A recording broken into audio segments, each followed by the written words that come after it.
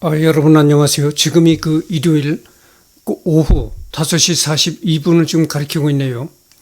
내가 하는 유튜브에 보면은 고정 메뉴에 내가 선정한 기사라는 고정 메뉴가 있어요. 그래서 예전에는 그 메뉴에다가 기사 몇 개를 소개하는 그런 일을 했었는데, 최근에 들어서는 공백기가 있었어요. 근데 오늘 내가 조선일보를 보니까 여러분들한테 소개하고 싶은 그런 좋은 기사가 올라왔어요. 그래서 오늘은 내가 선정한 기사에 그런 메뉴에 이 기사를 올리도록 하겠습니다. 그래서 여러분들과 같이 생각해보는 그런 시간을 갖도록 하겠습니다. 지금 방금 전에 조선일보 화면에 접속했습니다. 여기 보면은 김정은 남벌 야망. 남벌이라는 건 이제 남쪽을 점령한다는 얘기죠. 김정은은 대한민국을 점령하겠다는 야망, 꿈 아닌 현실, 핵공격 위협에 미 참전 주저할 수도. 이 송의달 라이브라고는 이런 기사가 이제 조선일보에 올라왔습니다.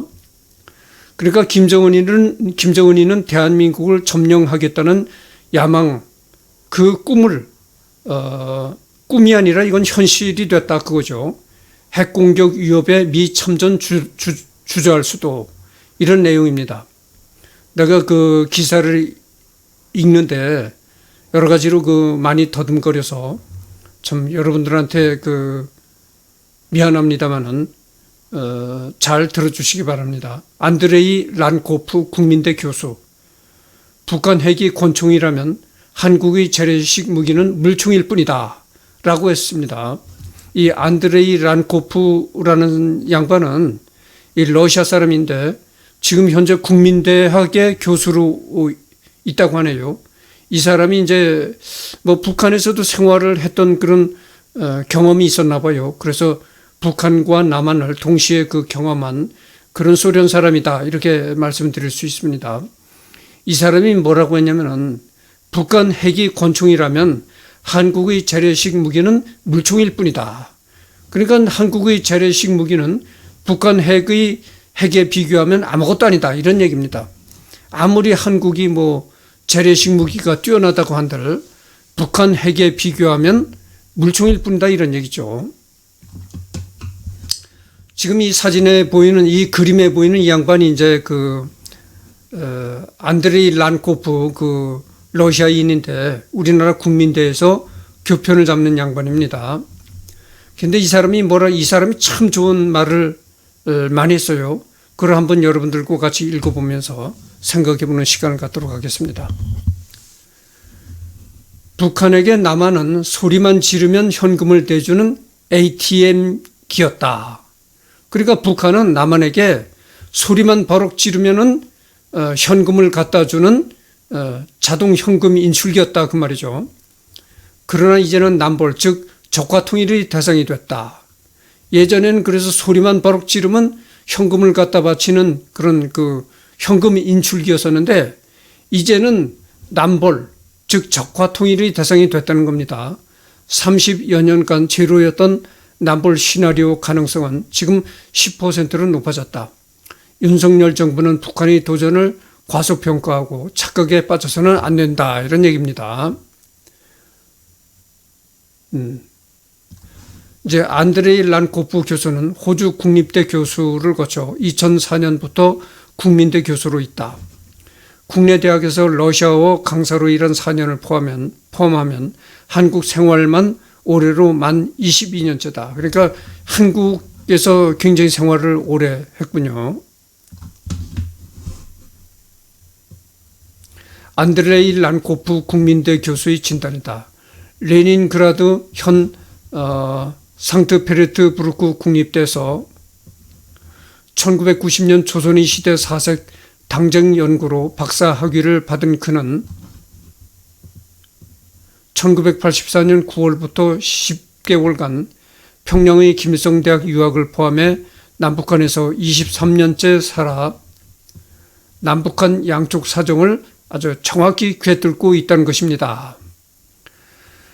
그래서 이제 1990년부터 조선시대 사색 당쟁 연구로 박사학위를 받은 그는 1984년 9월부터 10개월간 평양의 김일성대학 유학을 포함해서 남북한에서 23년째 살아가지고 남북한 양쪽을 아주 굉장히 정확히 꿰뚫고 있다는 것이죠.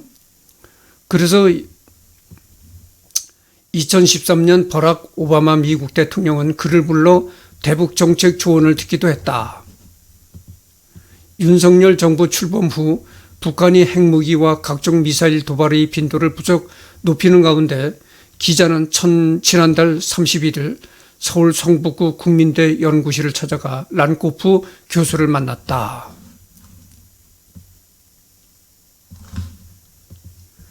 이 책들이 이제 란코프 교수가 한반도 및 북한 관련 내권에서 쓴 책들입니다. 총 13권의 저서를 냈고 영어, 한국어, 러시아 등으로도 나왔다는 것이죠.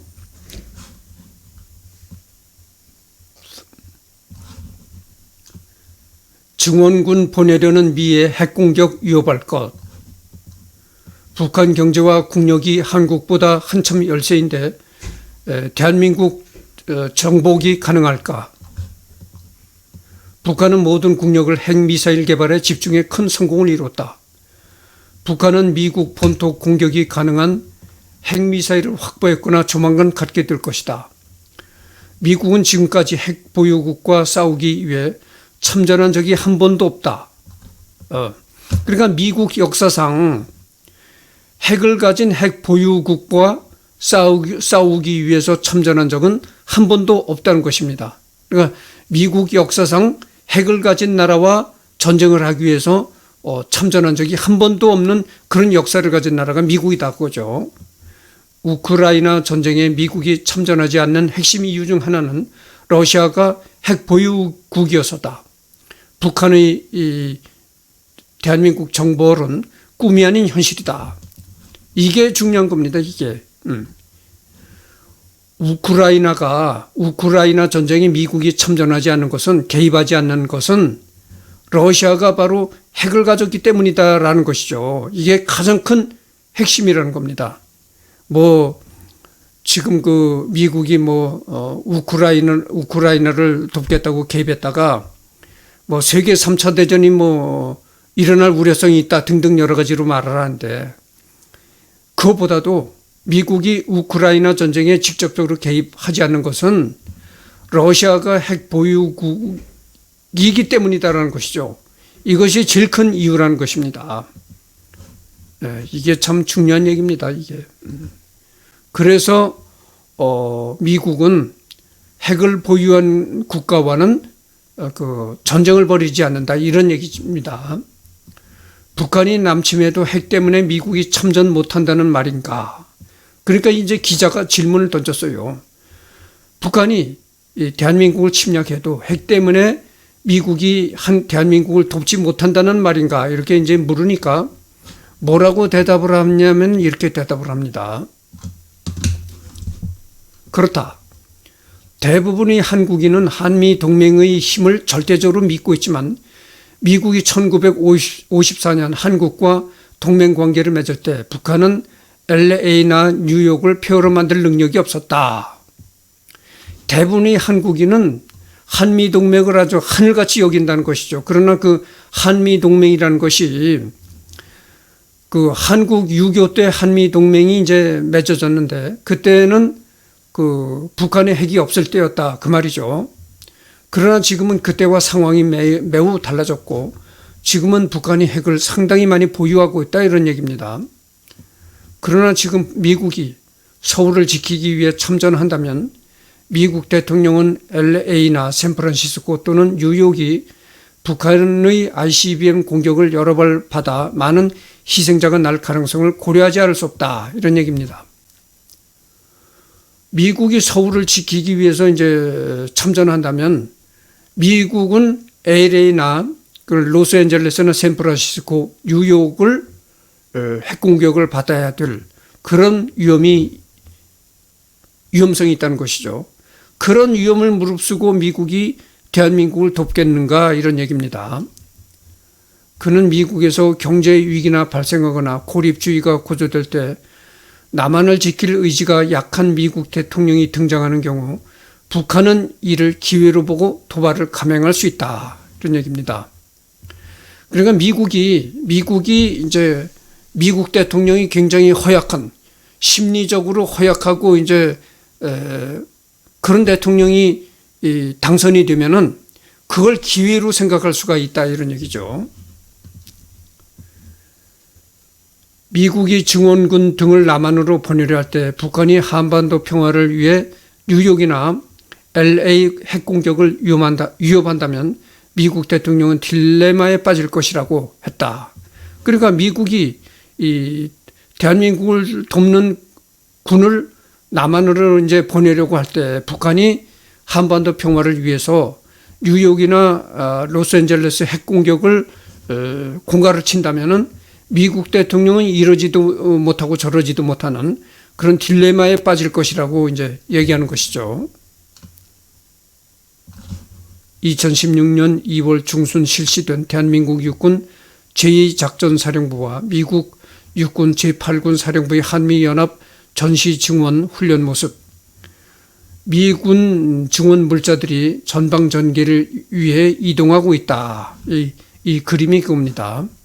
그러니까 한미합동 훈련을 2016년 2월 중순에 이제 실시하고 있는 그림이죠. 이 그림은 이제 미군이 수시로 출격하는 B2라는 스피릿 폭격기는 핵무기 탑재가 가능한 대표적인 대북 전략 자산이다. 이런 얘기입니다. 통일 대통령 되겠다는 헛꿈을 버려야 북한이 목숨 걸고 ICBM을 확보하려는 이유가 이런 건가? 남침 같은 유사시에 한미 동맹을 마비시키고 한국과 미국을 분리하는 가장 효과적인 수단이 바로 ICBM이다. 한국과 미국의 동맹을 분리시키는 가장 좋은 수단이 바로 ICBM이라는 것입니다. 북한은 미국 본토를 핵으로 공격할 수 있는 ICBM과 SLBM, 그 다음에 잠수함 발사 탄도미사일 수소폭탄을 보유하고 있다. 북한이 전술핵 개발에도 성공할 가능성이 적지 않다. 이런 얘기입니다. 그러니까 미국 대륙을 공격할 수 있는 ICBM이야말로 대한민국과 미국을 사이를 갈라놓게 할 수 있는 가장 좋은 무기다고 하죠. 북핵 고도화로 남북한의 군사적, 전략적 균형이 깨지고 있다는 말인가? 그렇다. 김영삼부터 박근혜까지 역대 보수 대통령들은 북한이 붕괴해 자신이 통일 대통령이 될 수 있다는 믿음을 한 번씩은 가졌다. 전시 작전권 전환을 처음 추진한 것도 보수 정부였다. 하지만 이제 그런 꿈이 완전히 사라졌다. 1990년 초 이후 30년간 사라졌다 되살아난 남북의 위협을 한국 정부는 냉정하게 직시해야 한다. 이런 얘기입니다. 김영삼 정부부터 박근혜 정부까지 한국의 그 보수 대통령들은 전부 북한이 붕괴한다 이렇게 그 얘기들을 하면서 혹시 자신이 그 통일 대통령이 되지 않을까 하는 헛된 꿈을 가졌다는 것입니다. 그러나 이제는 그 북한이 핵을 보유함으로써 이 통일 대통령이 되겠다는 것이 얼마나 헛된 꿈인가 이런 것을 냉정히 생각해야 된다고 합니다. 그러고 김정은이는 이제는 핵을 보유하고 있기 때문에 대한민국을 점령할 수 있는 그런 힘을 갖고 있다 이겁니다. 이런 현실을 직시해야 한다 이런 얘기죠. 대한민국을 멸망시키고 정복할 수 있는 힘을 가졌다 이겁니다. 김정은이는. 란코프 교수의 이어진 말이다. 지금 한국 입장에서 국가 안보와 국가 생존은 가장 중요한 제일 과제이다. 경제 외교가 아니라 군인들에 의한 외교가 더 중요해졌다. 이 마당에 한국 대통령이 통일 대통령이 되겠다는 말은 망상일 뿐이다 이겁니다. 그러니까 이런 김정은이가 핵을 보유하고 대한민국을 멸망시킬 수 있는 그런 힘을 가진 김정은이가 있는데 이런 때에 한국 대통령이 통일 대통령이 되겠다는 건 헛된 망상일 뿐이다 이런 얘기입니다.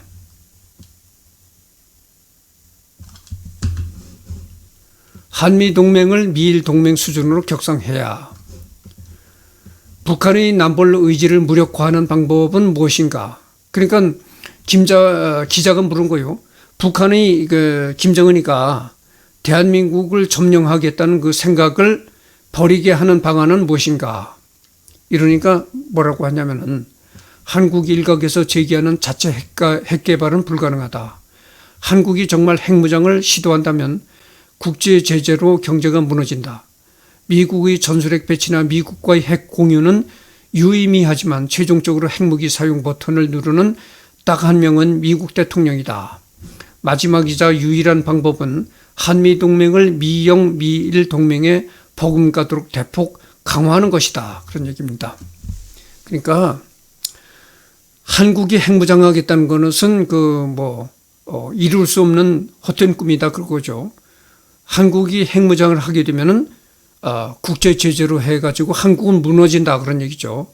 그래서 한국은 핵무장을 할 수가 없고 대신 미국의 전술핵이나 이런 걸 배치한다고 해도 그 전술핵을 사용할 수 있는 사람은 딱 오직 한 사람 미국 대통령뿐이다 그거죠. 그래서 이것저것 다 헛된 꿈이고 대한민국의 유일한 방법은 한미동맹을 미영 미일 동맹에 버금가도록 그런 동맹의 수준을 높이라는 것이죠. 그건 예를 들어서 미국 대통령이 동아시아를 방문한다면 꼭 일본부터 먼저 방문하잖아요. 그 다음에 한국을 오는 겁니다. 그러니까 미국은 언제나 한미동맹보다도 미일동맹을 더 중요시 여긴다는 겁니다. 그리고 지금 일본에도 미군 기지가 있지만 그 일본에 있는 미군 기지는 말이죠. 지금 한국에 있는 평택 미군 기지보다도 몇 배가 큰 기지입니다. 그러니까 세계 최대의 제일 큰 미군 기지가 일본에 주둔하고 있는 것이죠. 그러니까 그런 미일 동맹 수준으로 높여라 이런 얘기입니다. 한미 동맹은 지금도 단단하고 강하지 않나 이렇게 이제 기자가 물으니까 그렇지 않다. 미영 미일 동맹의 결속도가 10점이라면 한미 동맹은 6, 7점에 불과하다. 이제 90점이 되도록 한국의 전략적 가치와 매력을 더 높여야 한다. 한미 동맹을 과신해서는 절대 안 된다. 그러나 한국의 생존을 지켜주는 다른 대안은 없다. 이런 얘기입니다. 한미 동맹을 너무 과신하지 말라. 이런 얘기입니다. 한미 동맹을 너무 과신해서는 안 되지만 그렇다고 해서 현실적으로 한국이 생존하기 위해서는 한미 동맹뿐이 없다. 이런 얘기입니다. 또 다른 대안은 있을 수가 없다. 이런 얘기죠. 그렇기 때문에 한미 동맹의 가치를 미일 동맹이나 미영 동맹 수준으로 높여야 한다. 이런 얘기입니다.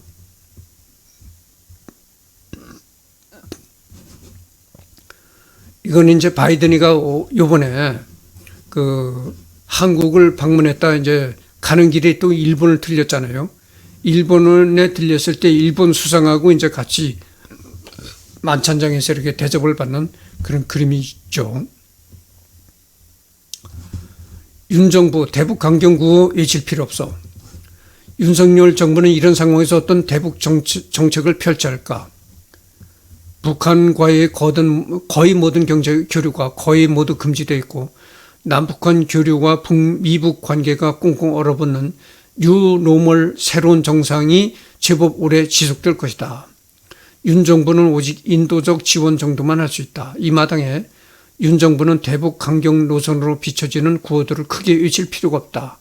안보 강화는커녕 한반도 평화 파괴의 주범이라는 공격 빌미만 될 것이다. 이런 얘기입니다. 그러니까 윤 대통령은 대북 강경 노선의 외침을 크게 외칠 필요가 없다는 얘기입니다. 안보 강화는커녕 한반도 평화 파괴자라는 그런 공격의 빌미만 받을 받게 될 것이다 이런 얘기입니다.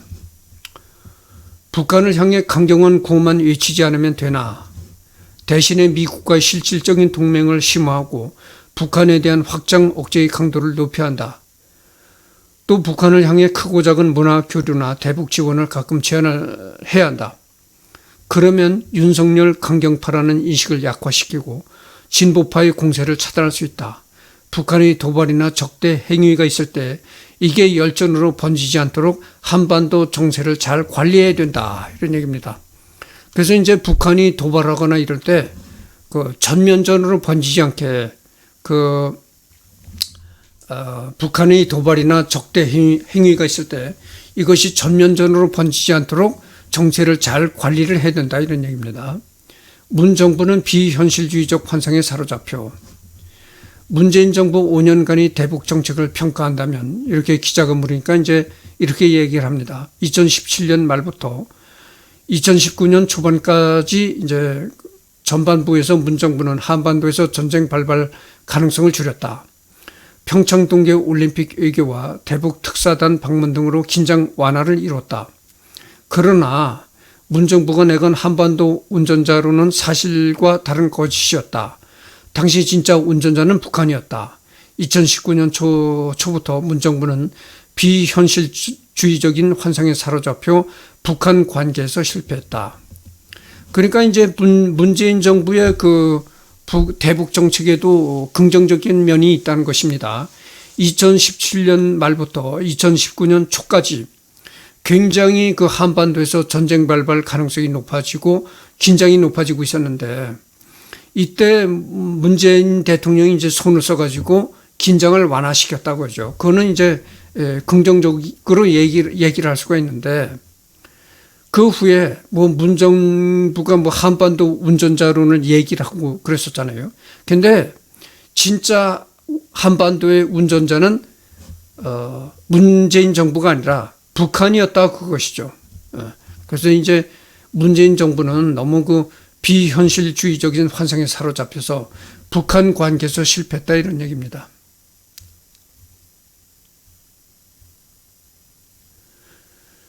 그러니까 이제 왜 실패했는가 이렇게 물어보니까 2018년 말부터 트럼프의 북한 공격 가능성이 사라지면서 북한 입장에서 남한 정부는 아무런 효용이 없어졌기 때문이다.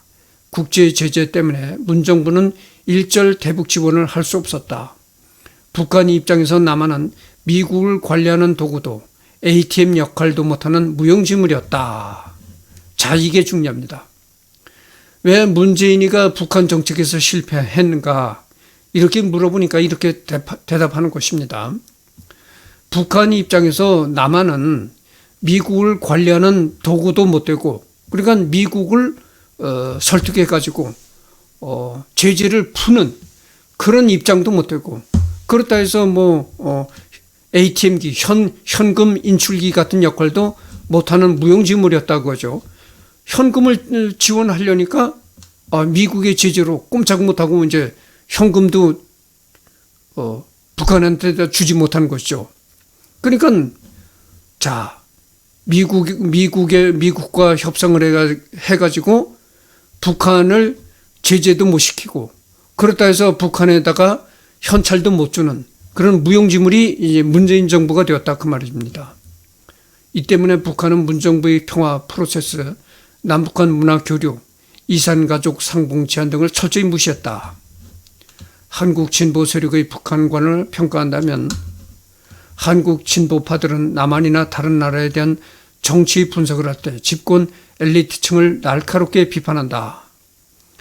그러나 북한에 대한 분석에선 이런 비판적 시각이 즉각적으로 완전히 사라진다. 북한 엘리트들의 최고 목표는 체제와 권력 유지다. 경제 성장이나 주민생활 개선 등은 장식용일 뿐이다. 정작 한국의 586 진보파는 이 사실에 눈 감고 북한 엘리트층을 자주평화 통일 열망으로 가득한 동반자로 본다. 이는 터무니없는 환상이라고 하죠. 그러니까 북한 정치 엘리트들은 체제와 권력 유지가 최고의 목표라는 것이죠. 뭐 경제 성장이나 뭐 주민 생활 개선 이런 거는 그거는 아무것도 아니었다고 하죠. 그러니까 북한을 지배하는 최고 그 정치 권력자들은 권력 유지가 최고의 목표라는 겁니다. 그 외에 주민들이 굶어 죽든 어쨌든 그거는 부차적인 문제다 이런 얘기입니다. 그러나 정작 한국이 586 진보파는 이 사실에 눈 감고 이런 그 북한의 현실에 눈 감고 북한 엘리트층을 자주 평화 통일 열망으로 가득한 동반자로 본다. 그래서 이제 이런 그 북한의 현실에 그러니까 한국의 586 주사파들은 이런 북한의 엘리트층의 진실에는 눈을 감고 북한 엘리트층이 마치 그 자주평화 통일의 열망으로 가득한 그런 아주 평화적 동반자로 본다는 것입니다. 그러니까 북한을 너무 선한 동반자로 그렇게 생각한다는 것이죠. 그렇게 북한은 선한 동반자가 아니라 악한인데 그 깡패 같은 악한을 선한 동반자로 본다는 겁니다. 그는 북한 엘리트층이 받아들일 수 있는 통일 방식은 적과 통일뿐인데도 진보파는 남북한이 자유왕래하는 세상, 즉 묘양산을 자유롭게 올라가 북한인들과 얘기하고 서울역에서 KTX를 타고 북한 사리원을 구경하려 가는 미래를 상상한다. 이것은 도저히 불가능한 꿈이다. 그렇죠. 아니 북한 사람들은 말이죠. 북한 엘리트층이 이런 건 도저히 받아들일 수가 없는 방법이라는 겁니다. 남북한이 왕래하고 북한의 묘양산을 자유롭게 남한 사람들이 올라가면서 등산을 하면서 북한 사람들과 얘기하고 서울역에서 KTX를 타고 북한 사리원까지 구경하러 갔다 오고 이런 거를 한국 사람들은 꿈꾼다고 하죠. 특히 이 문재인 대통령이 이런 걸 꿈꿨잖아요. 그래가지고 남한에서 부산에서 KTX가 출발하면 러시아 모스크바까지 가는 그런 대륙 횡단 열차까지 상상하고 그랬지만 그건 어디까지나 남한 사람들의 참 생각 없는 허황된 꿈일 뿐이라는 것이죠. 북한은 절대 그렇게 하지 않는다는 겁니다. 북 엘리트가 평화통일 동반자라는 생각은 586의 환상.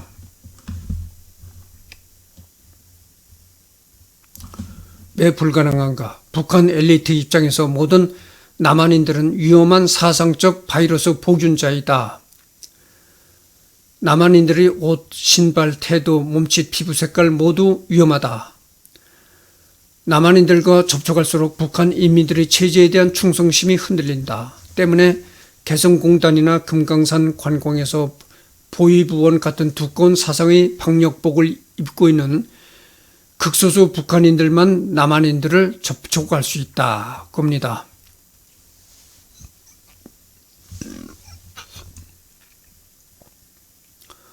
북한 입장에서는 남한 사람들이 위험한 사상을 퍼뜨리는 바이러스 보균자라고 본다는 겁니다. 그래서 남한 사람을 접촉하는 것은 일반 북한 주민들은 남한 사람을 접촉하지 못하게 하고 아주 두꺼운 사상적인 그런 방탄복을 입은 극소수 보위부원들 이런 사람들만 이제 남쪽을 접촉시킨다고 하죠. 그래서 일반 북한 주민들은 절대 남쪽을 접촉하지 못하게 한다는 것입니다. 북한이 쇄국 정책이나 핵 개발을 포기할 가능성은 없나? 북한 엘리트층은 체제 유지를 위해 핵무기와 쇄국 정책, 주민 감시 통제를 구사한다. 쇄국 정책을 풀고 주민 감시가 느슨해지면 수령 유일 독재 체제는 금방 무너진다. 핵은 국내 위기 발생 시 외부의 개입을 막는 수단이기도 하다. 이들에게 비핵화는 자살 행위이다. 북한 비핵화가 가능한가라고 묻는 질문은 어떻게 하면 500살까지 살 수 있느냐는 질문과 똑같다. 그렇잖아요. 이 사람도 북한은 절대 비핵화를 하지 않는다고 얘기를 하잖아요. 북한이 비핵화를 한다는 얘기는 사람이 500살까지 살 수 있다는 얘기와 똑같다는 얘기가 된다라고 얘기를 하잖아요. 그런데도 불구하고 이렇게 북한을 아주 잘하는 사람이 이런 말을 하는데도 불구하고 전 외무부 장관이었던 그 정의용 같은 사람은 비핵화 사기를 쳐가지고 얼마나 남한 사람들한테 그 비핵화 사기를 헤쳐먹었습니까? 비핵화 사기를 쳐서 외무부 장관까지 해먹었잖아요. 남북한 통일은 과연 가능할까? 결론부터 얘기하자면 2050년 즉 남북 분단 100주년이 되는 시점까지 통일이 이루어지지 않는다면 영구 분단이 될 가능성이 높다. 세계사를 보면 분단이 3, 4세대 약 100년 동안 이어지면 공유하는 민족 의식과 통일에 대한 생각이 사라진다. 한국의 20대에서 40대 세대가 가진 경험과 가치관은 북한 동년배들과 180도 다르다. 한국 청년들은 점점 더 북한에 무관심하고 통일에 대해 적대적이기까지 하다. 이런 얘기입니다. 그래서 이제 기자가 남북한 통일이 과연 가능할까 이렇게 물어보니까 이 사람 얘기 골자가 그겁니다. 100년 전에 분단되고 나서 100년 전에 통일이 이루어져야지 100년이 넘어가면은 거의 통일이 불가능하게 된다. 그런 얘기입니다. 왜냐하면 분단이 오래 가면 서로 생각이 달라지고 이질화 된다는 것이죠. 그러니까 뭐 핏줄은 같은 민족이겠지만 생각과 사상이 완전히 이질화가 되기 때문에 그 통일 가능성은 점점 사라진다 이겁니다. 그렇기 때문에 100년 전에 통일을 이루어야지 100년이 넘으면 통일은 불가능하다 이렇게 볼 수가 있다는 겁니다. 그래서 그 한국이 분단된 지가 한 70여 년 됐잖아요. 그러니까 뭐 머지않아서 100년이 되는 겁니다. 그렇기 때문에 한국이 점점 그 통일될 가능성은 사라진다 이런 얘기입니다. 한국 민족과 조선 민족 따로 성장하는 중 란코프 교수는 2010년쯤부터 한반도 양쪽의 한국 민족과 조선 민족이라는 완전히 다른 민족 의식이 생겨나고 있으며 이질성이 최근 들어 더 빠르게 깊어지고 있다. 한국 청년들에게는 도쿄, 뉴욕, 파리가 평양보다 훨씬 가깝고 친숙하다. 이 사람이 참 아주 그 란코프 교수라는 사람이 이 러시아 사람인데 굉장히 한국과 북한을 굉장히 잘 알고 있어요. 한국 청년들은 말이죠. 도쿄, 뉴욕, 파리가 평양보다 더 친숙하게 생각하고 있다는 겁니다. 청년들 뿐인가요? 내가 바로 그 50년대에 태어난 나도 그래요. 나도 지금 북한 평양보다는 도쿄나 뉴욕, 파리가 더 평양보다 더 친숙하게 느껴집니다. 나도 그런데 요즘 57년생인 나도 그런데 요즘 젊은 20, 30대가 더하죠. 남북 통일은 앞으로 꼭 필요한가?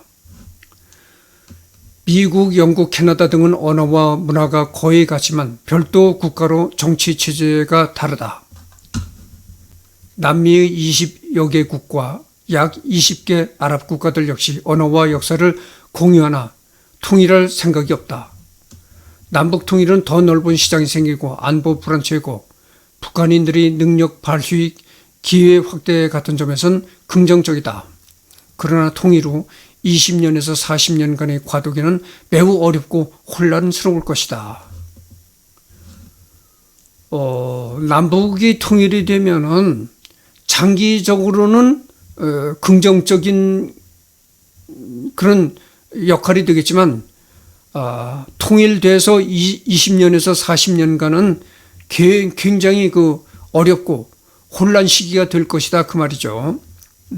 서로가 이제 북한과 남한이 오랜 분단으로 인해서 전부 이질화되어 있는 그런 상태에서 통일이 되면 20년에서 40년간은 굉장히 어렵고 어색하고 혼란스러운 기간이 유지될 것이다 그런 얘기입니다. 그러나 무언 굉장히 거시적으로 볼 때는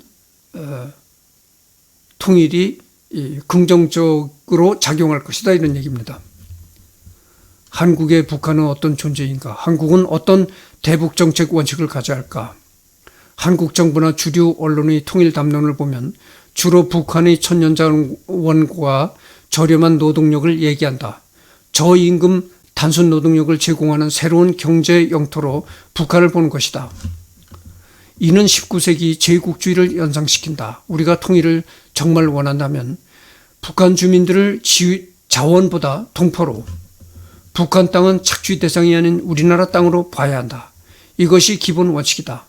그래야 통일 후 과도기의 어려움을 빨리 극복할 수 있고 남북한 통합도 가능하다. 그렇죠. 남북한이 통일된다면 북한의 천년자원 그리고 북한의 저임금 단순 노동력 이런 것만을 바라보고 희망한다는 것이죠. 그거는 진정한 통일의 생각이 아니다라는 것입니다. 그래서 이제 북한 주민들을 자원보다 동포로 북한 땅은 착취 대상이 아닌 우리 땅으로 인식해야 된다는 겁니다. 한국 국민들이 북한과의 통일을 원치 않는다면 그럴 때는 북한을 문제 많은 이웃 국가 중 하나로 간주하고 평화 공존을 최고 목표로 삼아야 한다. 북한은 이 경우에 한국과 교류를 단절하고 가끔 군사적 도발을 할 가능성이 있다. 다시 말해 남북한이 별개 주권 국가로 공존할 경우 가까운 미래의 한반도에서 완벽한 평화는 불가능하다. 그래도 위기를 관리하고 큰 충돌을 회피하는 공존 체제를 만들어야 한다. 평화 공존은 양측이 군사력과 억제 수단으로 균형을 맞출 때 가능하다. 그렇죠. 평화 공존은 일방적으로 평화 공세를 취한다고 해서 되는 것도 아니고 양쪽이 북한과 남한이 군사적으로 대등한 관계에 있을 때만이 평화 공존이 가능하다 이런 얘기입니다. 이제 이 사람이 란코프 교수가 2018년 5월 평양 시내에서 이제 서 있는 그런 모습이죠. 그래서 이제 2018년 5월에는 평양에 있었고, 지금 이제 대한민국에 와 있는 겁니다.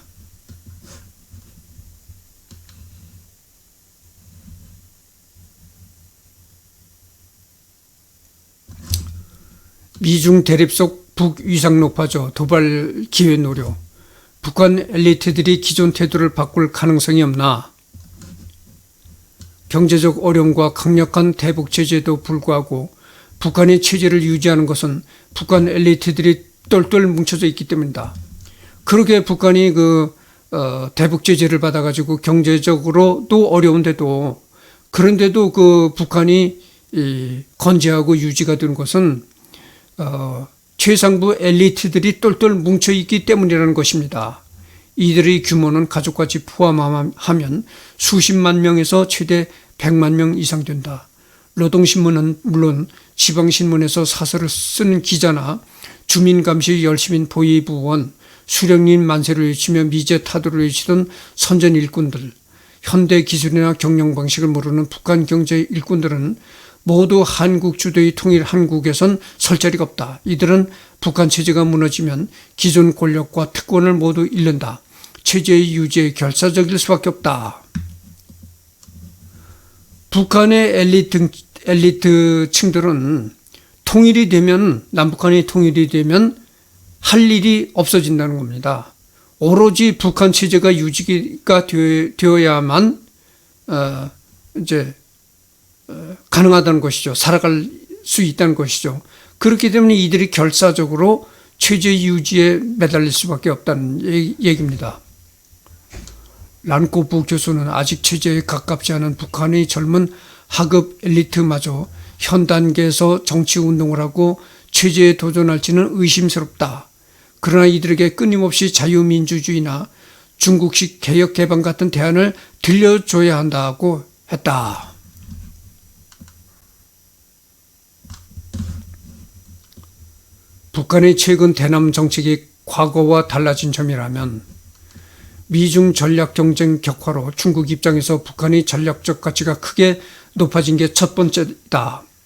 그 결과 북한은 중국으로부터 훨씬 수월하게 기름과 식량을 공짜 지원받게 돼 한국이나 기타 국가와의 경제 협력 또는 원조 필요성이 급감했다. 또 하나는 ICBM이나 전술핵 등의 개발 성공이다.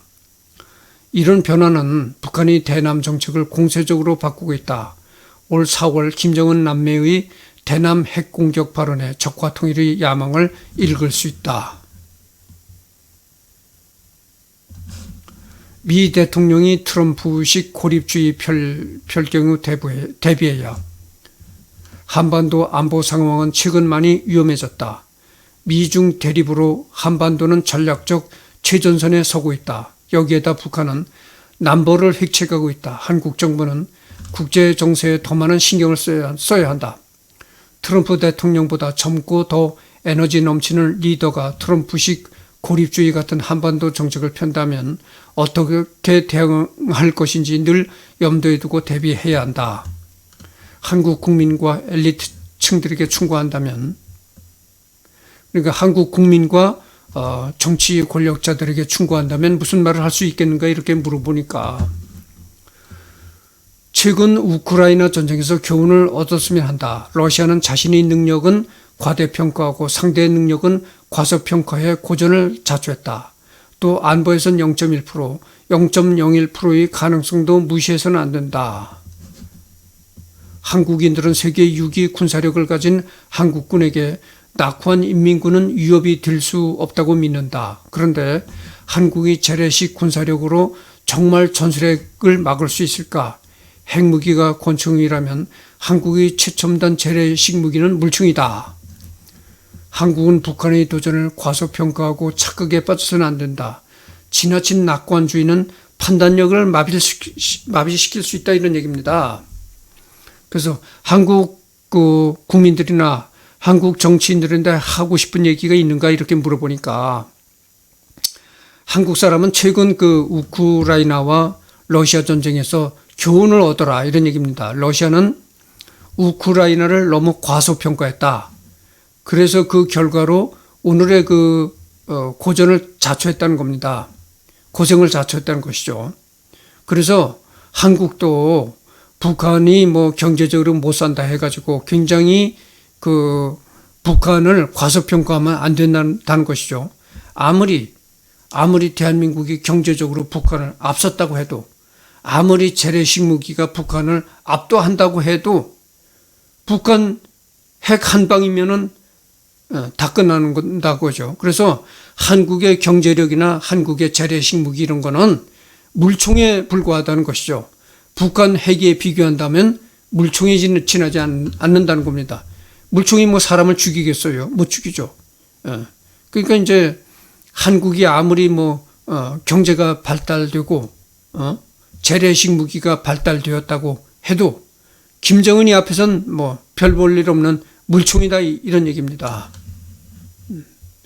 그래서 이 양반 얘기를 이렇게 들어보면은 이 양반 얘기는 골자가 그겁니다.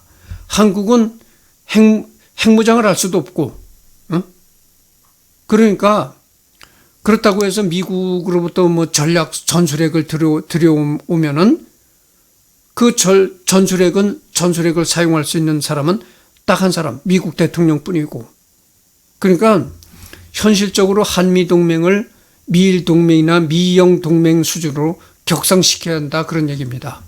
그런 얘기고 통일은 100년 전으로 통일이 되면 100년 전으로 통일이 되어야지 100년이 넘어가면은 통일될 가능성은 없어진다 이런 얘기입니다. 이런 얘기고 한국 사람한테 부탁드리고 싶은 것은 한미 동맹을 너무 하늘같이 믿지 말라 이런 얘기입니다. 그 전에 5, 7년 그러니까 한국 전쟁이 벌어졌을 때 그때는 북한이 핵을 가지고 있지 않을 때였으니까 한미 동맹이 하늘과 같았다 그 말이죠.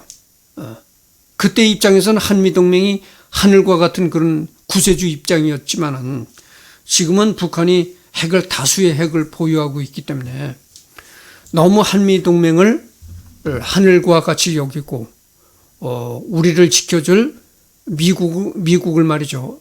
미국을 대한민국을 지켜줄 구세주 같이 생각하면 안 된다는 얘기입니다.